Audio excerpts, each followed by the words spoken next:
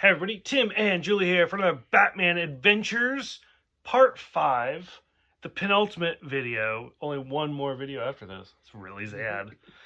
Episode 17, 18, 19, 20. So I'm not gonna. So I grew up with this type of Batman. This is what I grew up with. So I absolutely love it. I have that nostalgic connection to it. And as we said, the last video was a little bit of a dud. Those 4 episodes were not the greatest.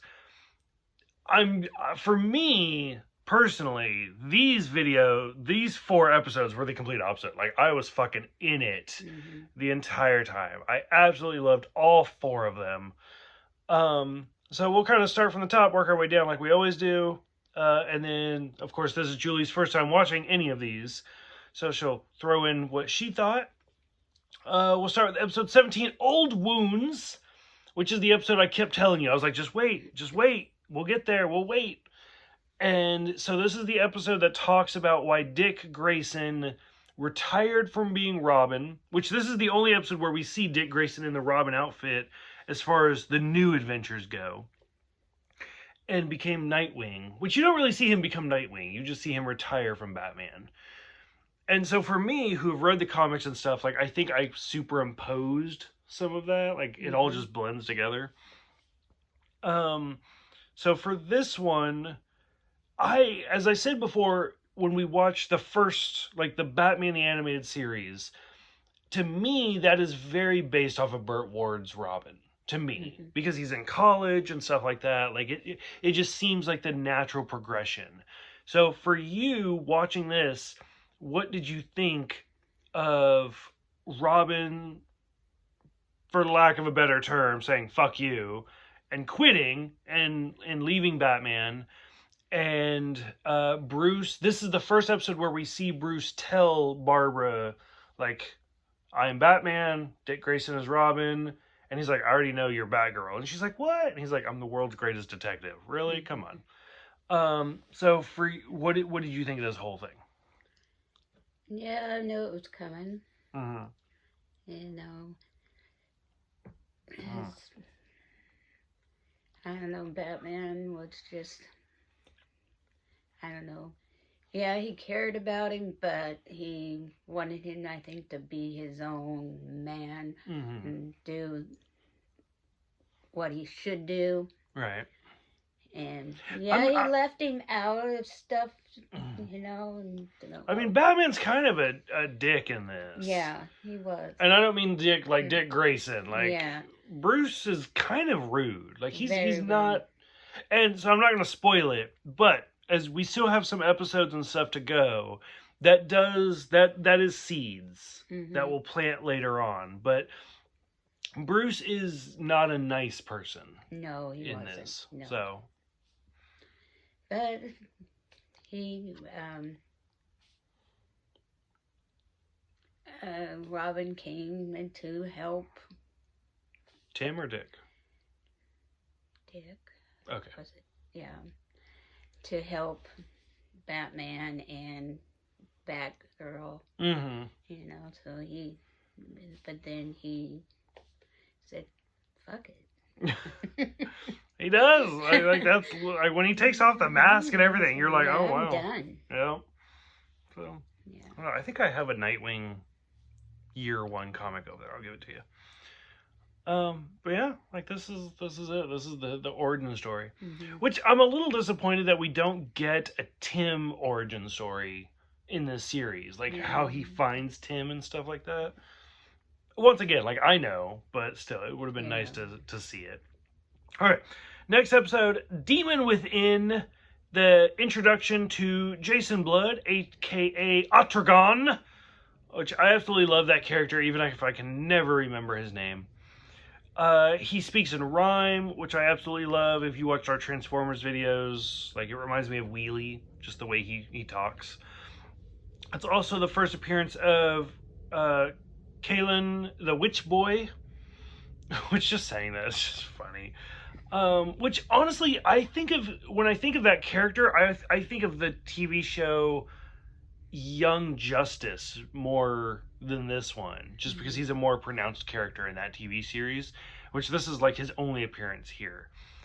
But some magical characters. I don't know. It's kind of a one-off. What'd you think? It was okay. What I saw of it, I think I dozed a few times. Yeah, see, for me, like, who have seen these characters, like, and I know where they become, like, I'm like, oh, this is great. And then, like, for you, this is probably the only time you'll see them, and you're like, whatever. So, I don't blame you. It's cool. The next episode, Legends of the Dark Knight. So, we are not watching these episodes in order, or any of Batman in order, for that matter. So, we've already watched Gotham Knight, the anime allegory or anthology movie, which is kind of based off of this, especially the first segment. It's something like I've got a story to tell you, or something like that, or it's a bunch of kids telling different stories. In this instance, it's two kids telling two different stories with a bunch of behind the scenes stuff. So, to get on my little soapbox, there's a lot to talk about for this one, a lot to dissect. It's three kids that are talking. One of them is clearly 100% based off of Carrie Kelly from The Dark Knight Returns, the Frank Miller story. And then they're telling the first story is all about, like, it's like a 50s, 60s type Batman cartoon story. And then the second story, the one that the Carrie Kelly character tells, is The Dark Knight Returns. Like, it's the mud pit, which has my favorite line of all Batman time. Like, this isn't a mud pit, it's an operating table, and I'm the surgeon. Although he doesn't say mud pit. He's in this episode, he says, like, trash heap or something, which threw me off. But it's those two stories. At one point, they encounter a kid named Joel, who is clearly gay, like, with the fur, and he's like, the flames were fabulous, like, it was insultingly gay. And he's like, I hear Batman wears a tight rubber suit and the Batmobile drives up walls. It's a reference to Joel Schumacher, who directed Batman Forever and Batman and Robin, where the Batmobile did drive up a straight wall and he wore a rubber suit. Which Joel, in the background of Joel, it's Joel and then it says Shoemaker to reference Joel Schumacher. So, whatever. It is what it is. They're making fun of him, but whatever. So we get all of that, and then Firefly Returns as the main villain. So, a lot to talk about, a lot to dissect. I absolutely loved it, just because, like, all of these, there's so many little shout-outs and references. So, for you, maybe this is better that we watch things kind of out of order, because you've seen the 50s, the 60s, the 70s cartoons, and you've seen and read The Dark Knight Returns, so you get those, and you've seen Gotham Knight, which comes after this, but is a reference to this. So, out of all of it, so lots to dissect. For a 20-minute episode, there's a lot. It was good. I mean, I liked listening, how the kids would listen and have their own ways of talking about Batman, and I liked it. Okay. Yeah. That's it? Yeah. Okay. It was good. I mean, I pretty much said everything about this, so it's okay. The final episode for this little group, episode 20. We've already gone through 20 of these episodes. We're almost done. Girls' Night Out, which is every female in the series. So we get Harley Quinn and Poison Ivy teaming up once again, because they're like roommates or whatever. And then, so I've talked about multiple times, there's the Timverse, which is named after Bruce Timm, who's kind of the animator, producer, stuff like that, who did a whole bunch of TV shows.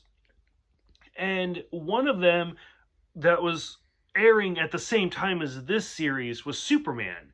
He did The New Adventures of Batman and Superman. And there was a little bit of a crossover. We're probably going to watch the Superman crossover episodes, because Batman was in, I want to say, 5 episodes of Superman. So we'll probably watch them after this. But Livewire, who's voiced by the amazing Lori Petty, and Supergirl crossover into Batman. So, like I said, with the Timverse, there was Batman the Animated Series, Superman, The New Adventures of Batman, Justice League Unlimited, Static Shock, The Zeta Project, Batman Beyond. I want to say that might be it. But still, 8 TV shows. The only thing that connects those 8 TV shows is Batman is in all of them at least once, and is always voiced by Kevin Conroy. That's the overlying Batman is in all 8 TV series. That being said, this episode is the only time characters from a different series cross over into his series. So having Livewire and Supergirl, that's the first. Like, we've never seen characters from a different show up in Batman. So for you, we've seen Harley and Ivy before. We get it. Honestly, I feel like this episode's lacking only because it doesn't have Catwoman in it. Yeah. Like, if it had Catwoman, like, it would have been, like, complete. Yeah. But to have Harley and Ivy versus Livewire and Supergirl, which is, like, Batman villains... Wait. Oh, and Batgirl. So we got Harley, Ivy, and Livewire versus Supergirl and Batgirl. So it's 3 against 2. So what did you think of all of these characters? That's the first and only time you'll see Livewire and Supergirl. But I liked Supergirl, and because she was always there helping Batgirl. Yeah, and Livewire, I don't know. I thought she was the best of all 3 of them. Yeah. But I think part of the reason I love Livewire so much is just Lori Petty. Because, I mean, she was in Tank Girl, she was in Free Willy, she was in A League of Their Own, recently Orange is the New Black. Like, she just has that voice where she's like, I'm better than all of y'all. Like, just I don't know, something about the way she portrays herself. Yeah. So, like, the way you said that, I 100% agree. Like, that was, which is why I think Harley didn't like her. Because Harley likes to be the star. Yes. But Harley did okay in this one. They... Poison Ivy and her... what was it? Her plants, wrapping around everybody. And... And... hyenas? Oh, yeah. They were in there. They're so cute. They were cute. Yeah, but like I said, it was good. I liked Supergirl and Batgirl working together. Okay. Which, I mean, I feel like there's more in the comics for that. I feel like they team up a lot. This is definitely one of, like, the girl power episodes. Because, I mean, there's no Robin, there's no Nightwing, Batman is in it very little, and when he is in it, he's in a plane, and he's like, hey, I need you to do this.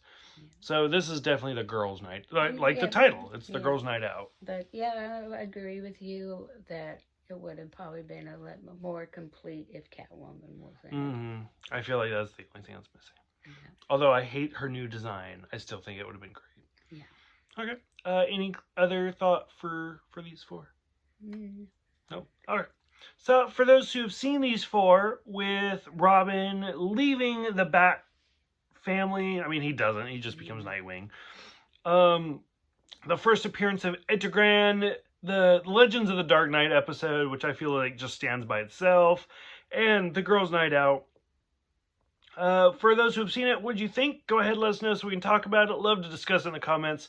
Thank you guys for watching. Thank you for subscribing. We'll see you guys next time for the last video of the New Adventures of Batman Part 6.